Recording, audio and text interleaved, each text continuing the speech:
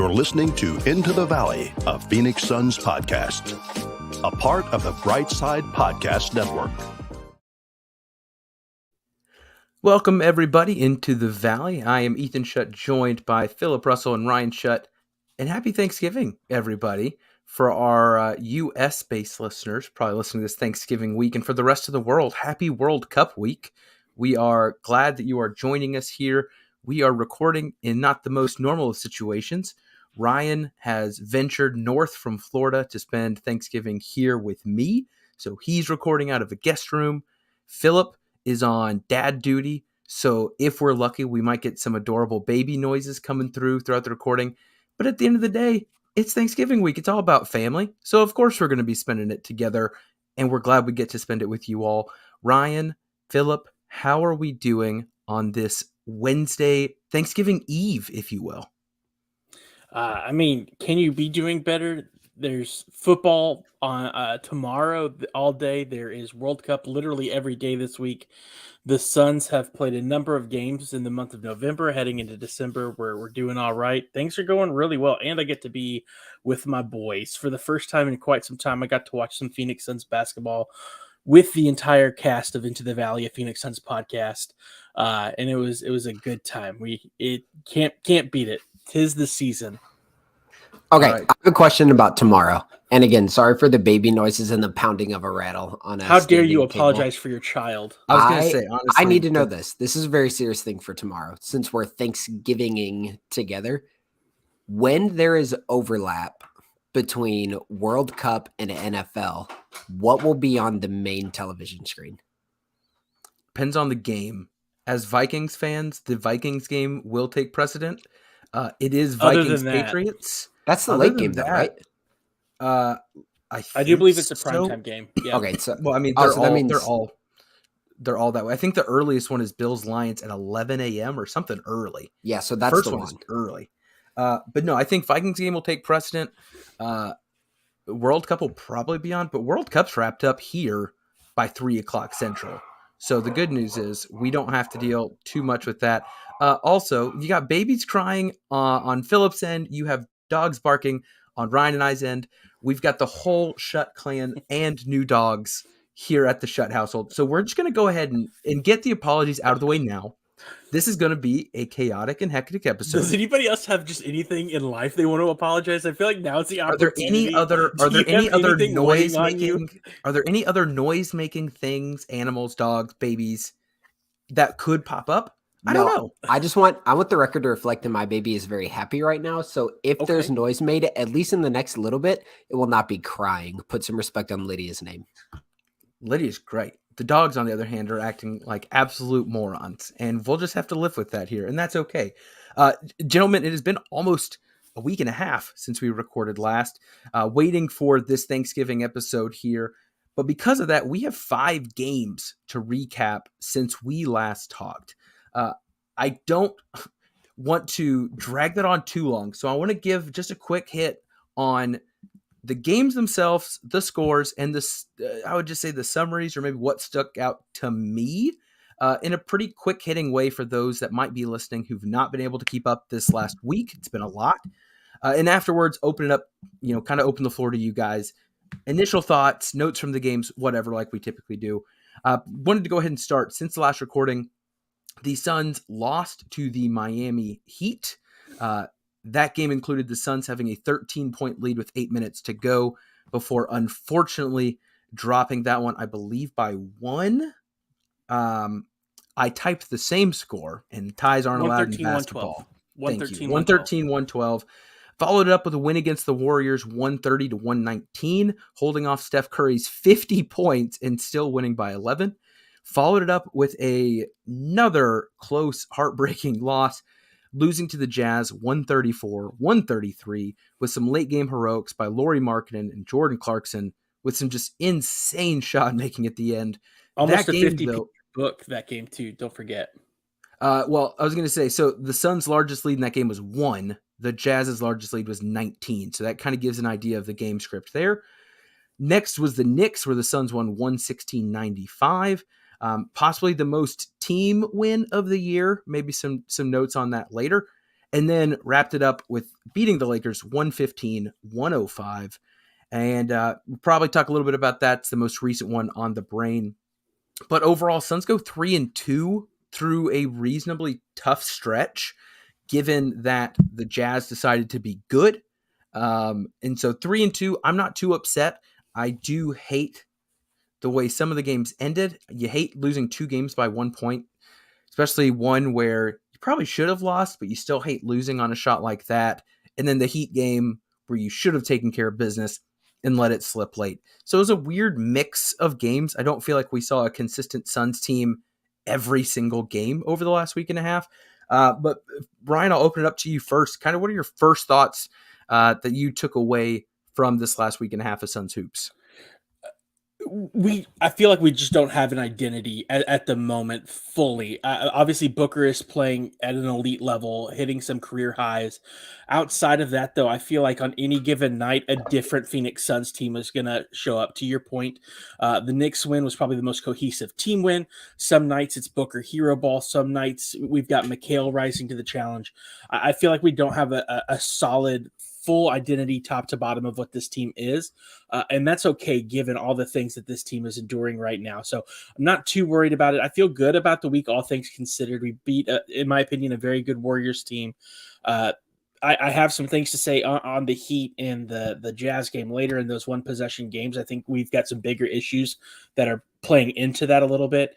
And obviously a very fun Lakers game. Anytime you beat the Lakers, it's fun. When you do it, when Pat Bev gets thrown out, it's even more fun. So all things considered, a good 5-game stretch and a pretty solid start to the season so far, in my opinion. All right, Philip, I know you've got lots of notes after 5 whole games without talking. Yeah. What you got, buddy? I think the bench turned a corner the last 5 games, and I think it's a really big deal. I would say especially starting with the Warriors game, the bench was outstanding. And the last couple of years, one of the calling cards of the Suns has been you have a good starting unit, unquestionably. Sometimes a really good starting unit. And then the bench would either hold steady or even extend the leads. And that's why so frequently the last several years, we saw the Suns not even have to play that much clutch time basketball. And these past 5 games, you saw Dwayne Washington turn a corner. You saw Damian Lee continue just outstanding play. And then in the Knicks game, it was unquestionably Josh Okogie's best game.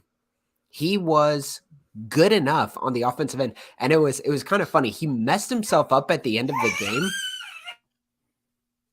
He messed himself up at the end of the game by taking like 3 shots at the rim.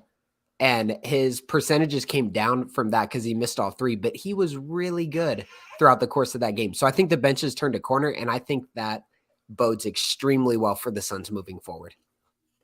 Yeah, I think there were a lot of individual players who kind of showed their stuff. And even though it wasn't quite as impressive, Ish Wainwright coming back with the team, getting some good minutes.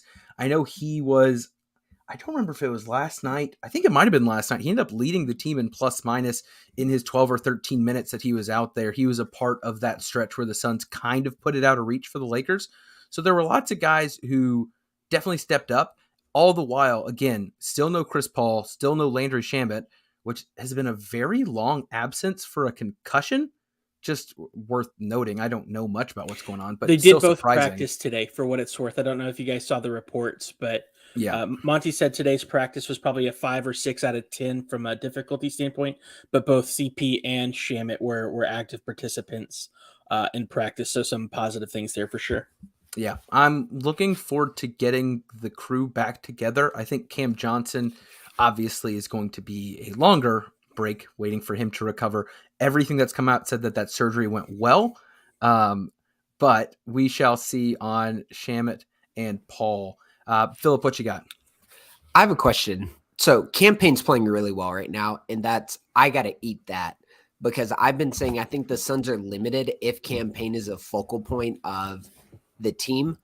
So I don't know why. I think I have just like a slight hesitation with Campaign, probably because he played himself out of a rotation spot back in the playoffs. Is he still somewhat inconsistent to you guys? Okay, so I'm going to hop on that. one of my notes from the game, and I wrote it on 3 different games.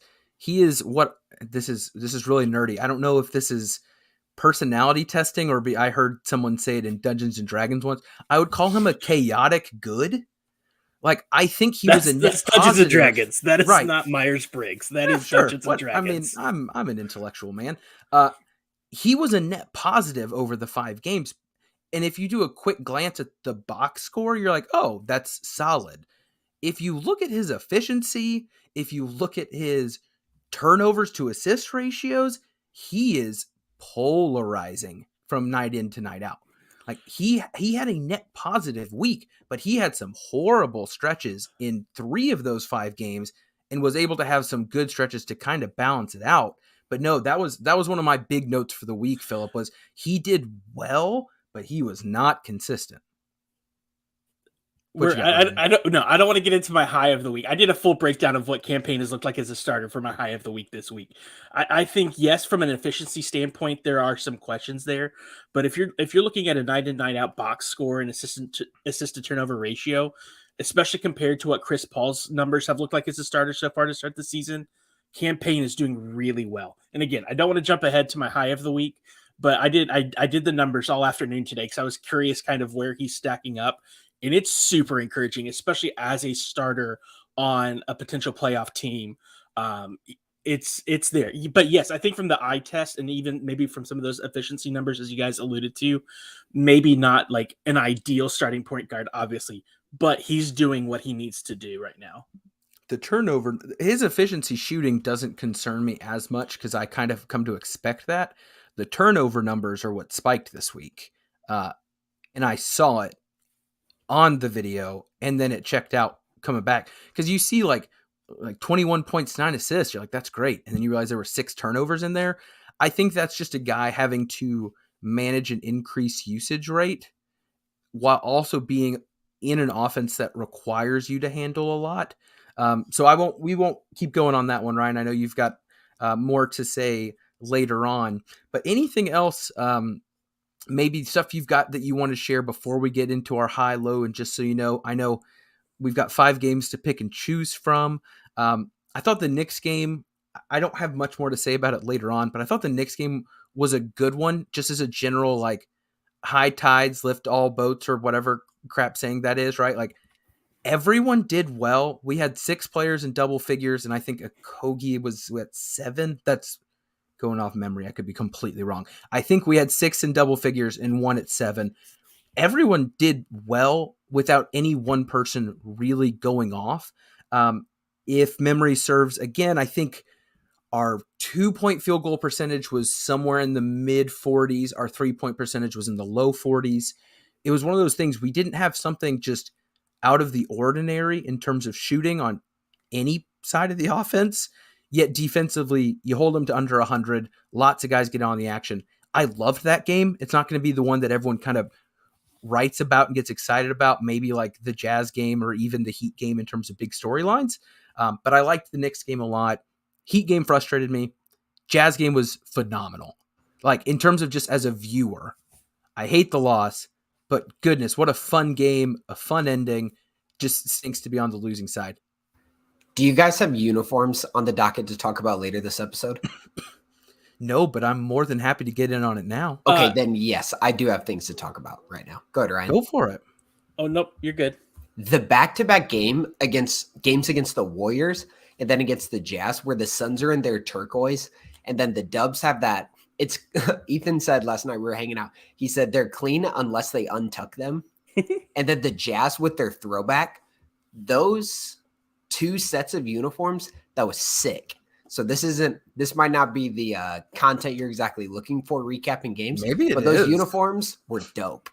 At Suns Uni trackers out there, like, more jersey talk. He's baby. like, That's all right, what baby. He's like, this is what I'm here for. But no, I'm loving the teal jerseys. I like the court more than I like the jersey. I think the court looks wonderful. And also, for our audio listeners, I just want to apologize. There's never been a better episode to watch on YouTube. Right now, there is a cute baby waving at me while I'm making points about the Suns. If you're not watching the YouTube, I can't guarantee this every time, but this is a Thanksgiving miracle if there ever was one.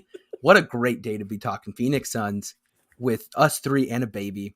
Feels like a sitcom from the 90s. I think Lydia's first blog post is going up this weekend, right? I believe so. Yes, that's on the docket for sure. Guys, anything else about those 5 games? I know there was almost so much that it's hard to just really nail down something. Hopefully you were able to take some of your thoughts and put them into our recap at the end. Book's 49 points in a loss was a tough pill to swallow. We haven't really touched on it. That's a tough one. To drop almost a 50 piece and still take the L is rough. Hey, well, Steph did drop a 50 piece and took an L, so Fair. could always be 1 point worse. Always be 1 point worse. Well, guys, let's hop into the reason people keep coming back. Our highs, our lows, and our just so you know is the Phoenix Suns basketball. And then afterwards, we're gonna close with a little bit of a Thanksgiving here to honor the holiday and the food that we have waiting for us tomorrow. I'm gonna go ahead and start with the highs myself. Do things a little out of the ordinary here, and usually mine get taken, so I'll take this one, please. My high for the week, Torrey Craig.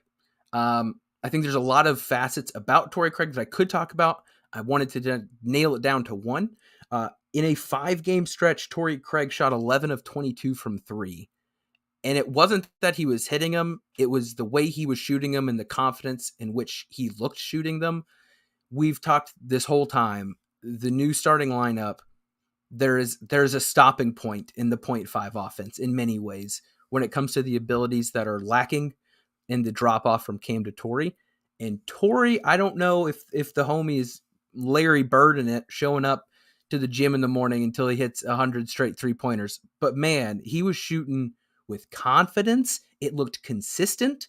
He was getting to his spot in the corner and knew exactly what he was doing when he caught it. And if you go back and watch, and it wasn't like he had one crazy hot game and the rest kind of balanced it out. Like, it was a consistent performance shooting from 3, and it just opens up so much. He will typically start the game with an open 3-pointer. Depending on if he hits that first one or not, it will dictate what the defense decides to do on the second one. And once he hits a couple, or even that first, a lot of stuff opens up. People start to have to give him a little bit more, I don't know, pressure maybe. He earns himself a little credibility offensively. And then he's been doing great on the offensive board side as well. Like, he is just really contributing on the side where I think we're seeing the biggest drop off since he's taken over. So shout out to Torrey Craig. Took care of business, was a huge help, and hit a lot of timely shots as well when they needed them. But that, like I said, Cam Johnson's not coming back anytime soon. I think this starting 5 is going to be the starting 5 until Chris Paul figures out what's going on with his magical heel thing. But Torrey Craig, impressive week. He stood out to me. Wanted to give him a little bit of love. And I think there was kind of a vibe on the team as a whole the last 5 games of, if you're open, shoot the ball. Yep. And it was pervasive. Really, the only person who looked hesitant at any point when he caught it was DA. But almost and Josh Okogie to some extent, but everybody, if they were catching, especially corner threes, they were putting them up. And that's really good, because that says they're getting fed from the best players and probably especially the coaching staff, that if you're open, we don't care who it is, shoot the ball. Like, that's how the offense is going to work at its peak. And I think Torrey exemplifies that in the starting lineup. Yep, 100%. Ryan, what about you for the high for the week? I know you already teased a little campaign goodness for us. Yeah, and I know he was my high last week, but that was more on feels. This one is just, I wanted to look at the numbers and campaign. Just looking kind of, again, at comparison. Chris Paul, in his 10 games as a starter this season, averaged 9.5 points, almost 9.5 assists, and 1.5 turnovers a game. In his 7 games as a starter, campaign is currently averaging 18.8 points a game, almost 6.5 assists a game, and 2.5 turnovers a game, with a season high of 29 points, but also games thrown in there of 23, 22, and 21. Now, he does have a 9-point game and 11-point game. Not the greatest of nights on those nights, but he's doing everything you could ask of him, in my opinion, of somebody who was brought in to be Chris Paul's backup and is now having to carry a significantly heavier load. I don't think he's been a liability in many cases. I think he's done really well. His assist to turnover ratio is sitting at about 2.5 to 1 right now. He could clean up, like Ethan mentioned. He's had a 5 turnover night, a 4 turnover night in those starts, but the dude is playing exceptionally well. And this is the campaign that we saw where people, again, probably got a little ahead of themselves. It was like, this could be the Suns starter of the future. No, that should never be the case. But boy, is he, in my opinion, right now playing like an exceptional backup point guard. And as long as Chris is out, I think Cam Payne has the confidence of the team.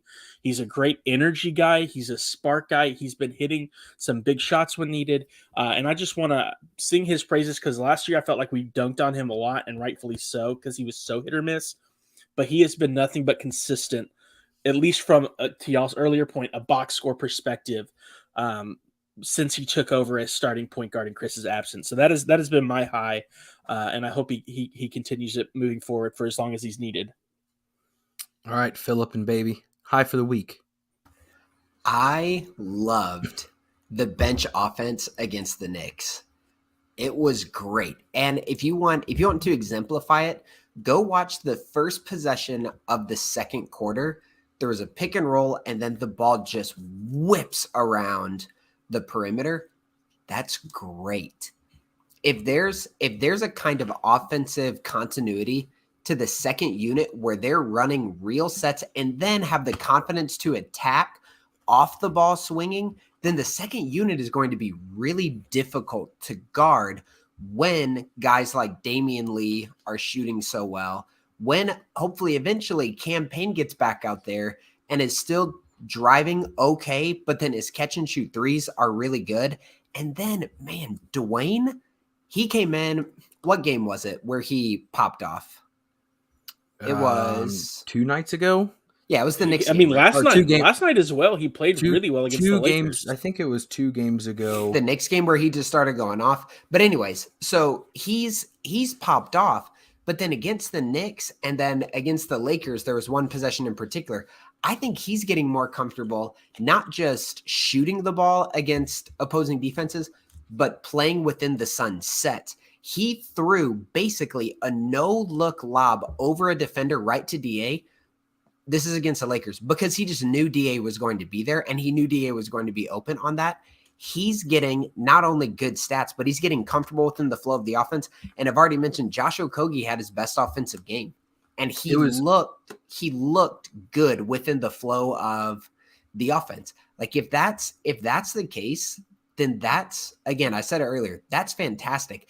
Because then what winds up happening in the fourth quarter against the Knicks, Cam Payne and Mikal Bridges come back in at their normal times, and that bench unit is rolling. And when you add the 2 starters back into that unit, they just put the Knicks to bed. It was Steph Curry night time when those 2 guys came in and the bench was clicking like it was. So just a quick stat check. The two nights where he popped off actually was Miami and LA. So Miami, 19 minutes, 8 of 14 from the field, 5 of 8 from 3, with 4 assists, 1 turnover, 21 points. And then the Lakers, like Ryan said, 18 minutes, 7 of 15, with 1 assist, 2 turnovers, 15 points. I think at least 10 of that came in the fourth quarter, if I'm not mistaken.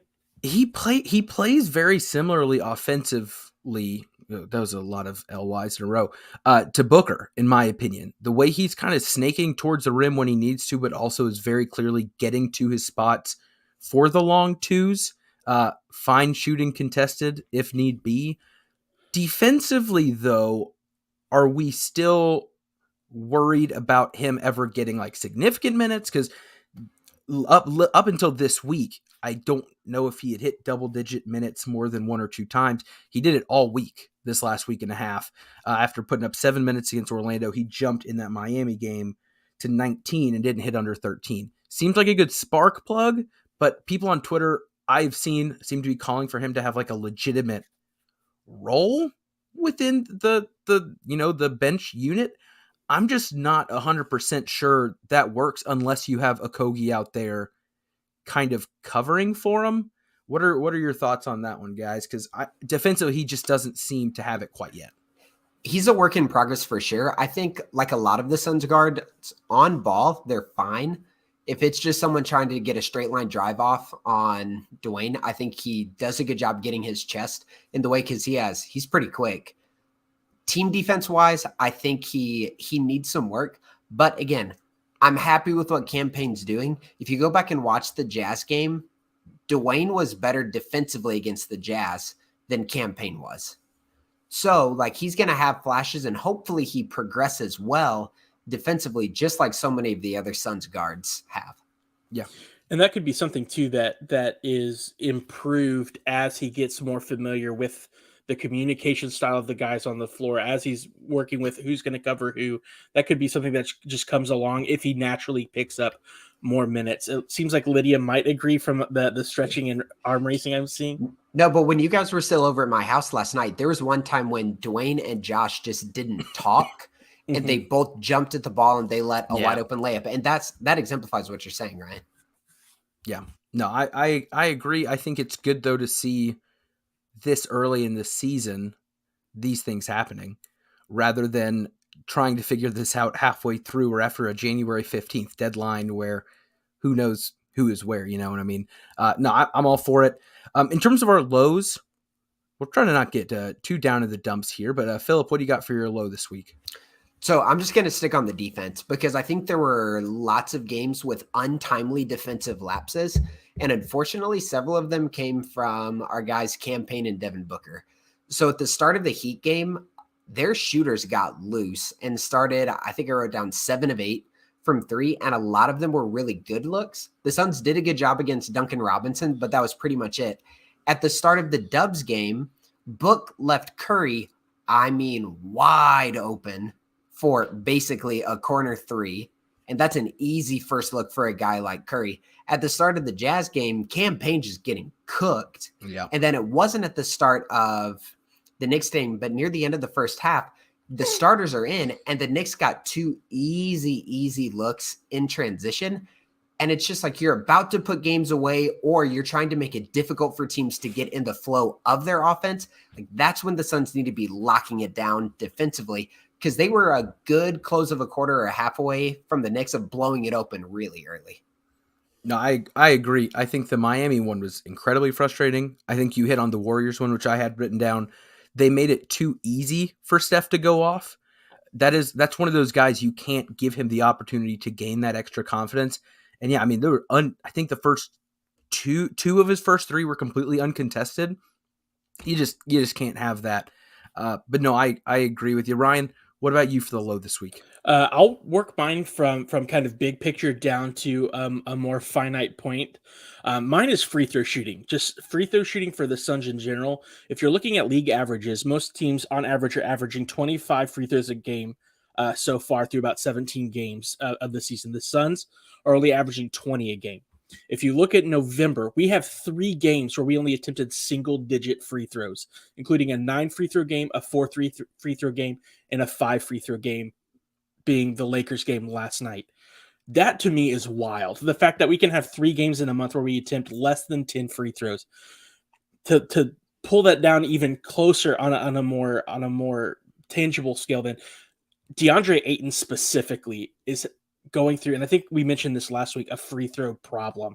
He's averaging less than 2 free throws a game, which is a career low. He's at 1.7 attempts per game. And in single possession losses, in 4 of them, he has had 3 attempts, 2 attempts, 3 attempts, and in the single possession loss, the 1-point loss to Miami, 0 attempts in 34 minutes. That is an issue. And so my low right now is just free throw attempts. We are not getting free throw attempts the way we should, and it is impacting games. And in those 4 games, if DeAndre Ayton gets to the line at all, we could potentially end up winning those games. So that to me, that is just a big issue right now that needs to be addressed moving forward. Again, last night against the Lakers was another 0 free throw attempt game by DeAndre Ayton. Luckily, it didn't matter. We ended up winning. But to me, that is a glaring issue moving forward. Yeah, I actually had some stuff written down, not as my low, just as kind of as I was thinking through. Ayton posted these box score numbers for points and rebounds this week: 16 and 12, 14 and 7, 17-10, 13-11, 14-15. All the while in 5 games, he was 4 of 8 from the free throw line. That is rough. Not only the volume, but also the efficiency when at the line. That's pretty tough. I think one of those nights he was 1 of 4 as well. So yeah, I definitely think that's an issue. I also think Booker's early season mindset of getting to the rim is wonderful. He is inflating our free throw numbers somehow. If it weren't for him, it would be even more concerning. And Mikhail's getting to the free throw line with more frequency than he had before as well. So those two guys are being aggressive at the rim, and that's kind of it. And I don't think that's going to work. Long term, I really get nervous when it comes playoff time, when things slow down a little bit more, and every little one of those opportunities just means that much. My actual low was the defense by the guards, campaign in particular. When I started really looking at his weird numbers, again, just the sporadic nature, I went back and was looking, I was like, well, on the nights offensively where he didn't have it, did the defensive pressure or responsibility maybe justify it? And unfortunately, the answer there was no. He didn't have it. Book didn't have it. I think a very telling example was comparing the fourth quarter of the Utah game to the first 3 quarters of the Utah game. When it was close at the end, you could tell a different level of effort being put out there that wasn't there for the majority of that game. And that's just frustrating because to me, that says if you brought it from the get-go, this wouldn't be the situation we're in general. So anyway, that was my low. I feel like overall for a 3-2 week, it's not doom and gloom. Some tough losses, some good wins, good step up from a lot of players that we love to see. And I want to kind of carry that, sorry, as my voice is going here, into our Just So You Knows. My Just So You Know is really just a quick highlight on Mikal Bridges. Wanted to share some stuff about Mikal here.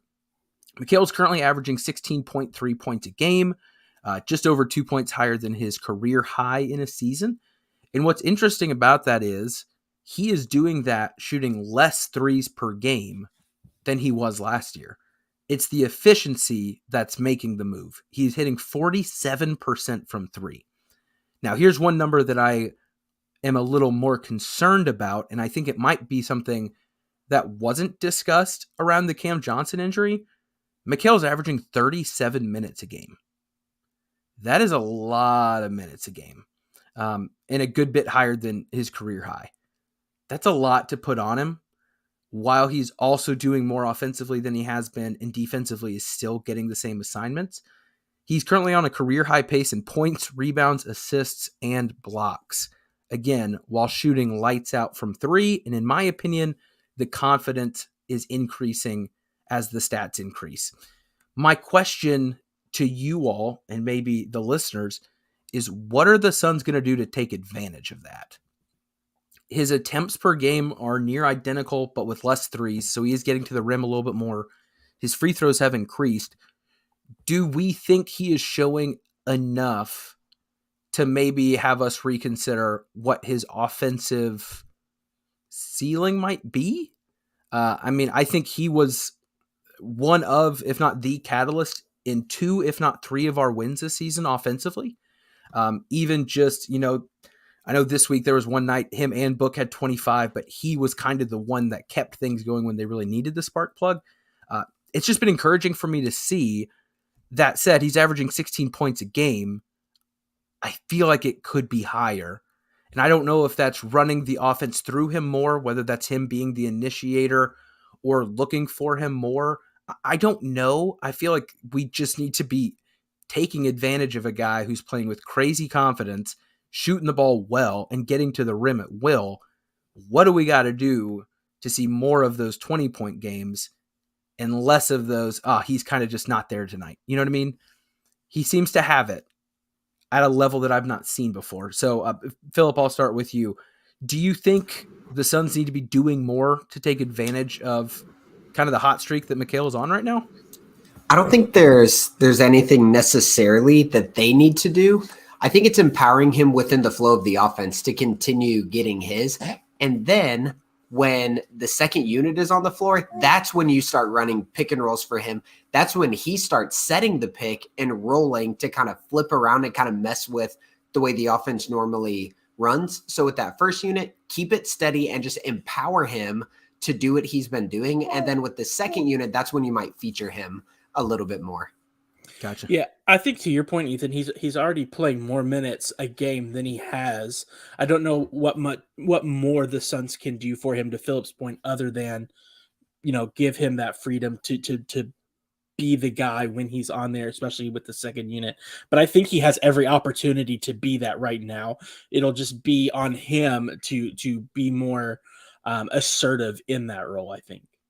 Yeah, I like the idea of him being able to do more with the second unit as the initiator on either side of the pick and roll, because I just feel like his talent is there. Like, I think he is making it abundantly clear that he can be a 3-level scorer, which the Suns need because they have so few who can be effective around the rim. And the one guy that gets paid a lot of money to be efficient around the rim is very efficient in the restricted area, but isn't getting to the rim maybe like we would like. So yeah, I just wanted to call that out. He's having a great start to the season. I'm excited to see what that looks like moving forward. You might want to put him on All-Star watch, especially if Chris continues to miss. Wouldn't surprise me if the Suns do well to maybe see him be the second All-Star with Book if they manage to get to there, especially defensively, kind of with the reputation and the results he's continuing to throw out there. So it's early. Mikhail at All-Star Weekend would be be very fun. Just throwing that out 100%. there. I feel like if there was somebody who would go all in on that weekend, it would be Mikal Bridges. It'd be a lot of fun. I mean, if he keeps shooting the way he's shooting, he's going to be in the 3-point contest at least. You don't leave a guy shooting 47% from 3 at home. So I love it. Ryan, just so you know, what you got for us? I've got a two-parter. The first is Suns specific. Sam Cooper of the Timeline brought up Damian Lee in the fourth quarter is shooting 18 of 28 from 3 for 64%.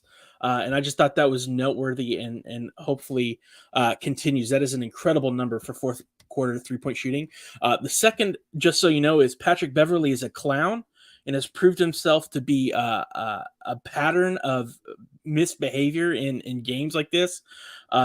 I would like to see the NBA take firmer action this go round. I think last time this happened with Chris, he served a 1-game suspension. I think some firmer and harder lines need to be drawn moving forward because Patrick Beverley is a joke and doesn't deserve to be on the court if that's how he's going to behave.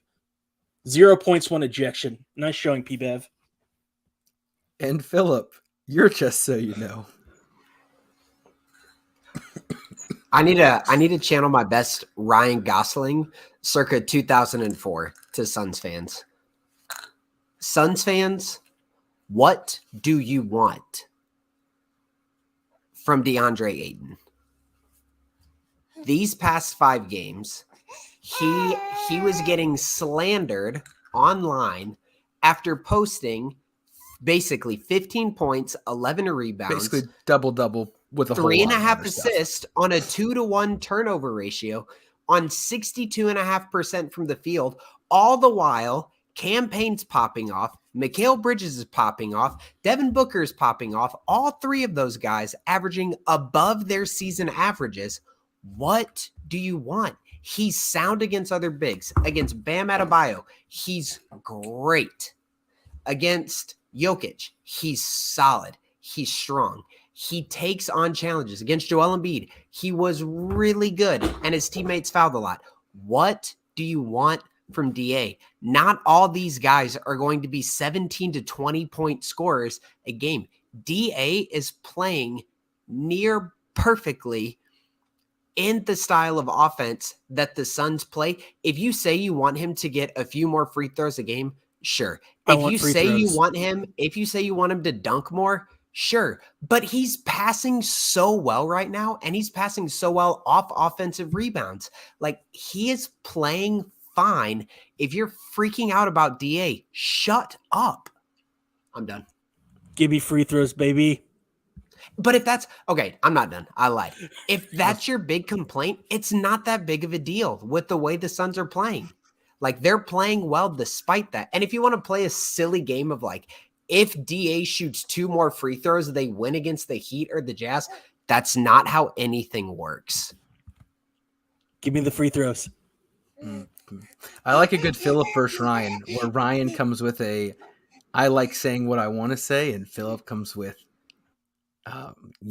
numbers and logic about how the time continuum works. Lydia's kind of giggling over here, so I think she thought it was funny. So, I mean, like I said, I was looking at stats to try to look this week at why people were upset, and the dude averaged basically a 16 and 10 double-double. And earlier in the season, I don't know why I know this, his like FanDuel and DraftKings over-under on assists was always 0.5 assists because he wasn't getting any. So the fact that he had, I think it was 8 or 9 in his career high night the other night, plus a few others, I'm intrigued. I'm also intrigued what happened to Jock Landale against the Lakers, but that's another center-related question for another day. But no, I don't know. I think that is a fair question, Philip. I think it is interesting how he seems to show up in a intensity standpoint against the elite centers in the league, and against others, it's a lot more lackadaisical of sorts. Even in the Lakers game, the announcers were in the fourth quarter like, where has this been the whole time? Because he just kind of popped off. Like, he seemed to get annoyed by some of the Anthony Davis crap back and forth, and he just kind of shut him up before Patrick Beverley shoved him in the back. So, I mean, I don't know. We shall see. I think there is some valid concerns in terms of are you making the most of the opportunities, and also the added benefits of the added physicality leading to fouls on the other end and free points and things of that matter. But I think he averaged what was like 68% from the field this last week and a half. Yeah, it was 60. It was 63. And again, like, if you say consistency is what you're wanting from him, that's fine. I just need Suns fans to be specific about what kind of consistency you're wanting him to improve on. And if you have any feedback to that, feel free to tweet us at the Valley PHX with exactly what you want Ayton to do better. Philip will respond to every single one of them. You might not like what he has to say, but he will definitely do it. Trying to think, Ryan, you got your Just So You Know's in, right? It was a two-parter. Philip's got his in, ends it with a strong, firm hammer down, and a baby who wants to be upside down, which is incredibly cute, and I love her very much. Guys, as we wrap this up, want to just do a quick little Thanksgiving closer here. Ryan, I'll start with you. Give the folks listening one thing you're thankful for in Suns world and one thing you're thankful for in the real world. In Suns world, I'm thankful that the Suns are going above and beyond to recognize the native peoples of Arizona. I think it's been really cool to see them brought into the conversation around the city jerseys, the floor design, the way that they've been recognized in stadium, getting halftime performances, entertainment. I just think it's been really neat to see their voices at the table, and the Suns being very intentional with being mindful and respectful of them and their culture. I just think that's been super cool to see. And from a national perspective, bringing attention there. From a personal standpoint, I'm excited that I get to spend the day with you guys tomorrow. I'm excited that I've got to spend the whole week watching the World Cup with my brother. Living in Florida, that didn't seem at first like it was going to be something that would be possible. So the fact that I've got to watch pretty much every game on your couch has been super cool, and I'm very thankful for it. My couch is grateful to have you. Philip, what you got going on for Thanksgiving that makes you happy other than the very cute baby that you are holding? So Suns-wise, I like how the Suns play a lot. And it's a joy for me to watch the Suns and watch their offensive sets, especially, and sometimes their defensive rotations. And then she might cry. But and it's not just being a parent that I'm really thankful for this year, as she's messing up this sweet, heartfelt speech. It's being a parent alongside my wife that's been one of the most meaningful things to ever happen in my life.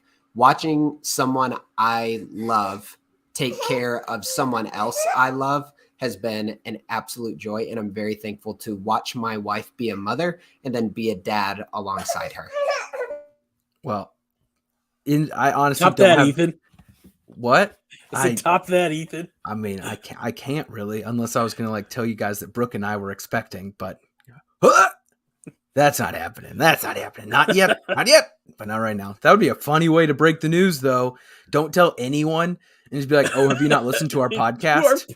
Just funnel everyone to the podcast, baby. If you want to hear the announcement, check out the podcast. No, in Suns world, I am happy that the Suns have not completely, like, the wheels haven't fallen off with all of the injuries that are happening. I feel like there have been many opportunities for things to go poorly, yet it seems like the leadership and the just, I don't know, it just seems like we got a good group of guys in that locker room that are just taking it on the chin. Dudes like Dwayne Washington are stepping up, Jock Landale stepping up, Ish coming back and immediately making a contribution, and just seeing how much joy the rest of the team, the starters, are having in those moments.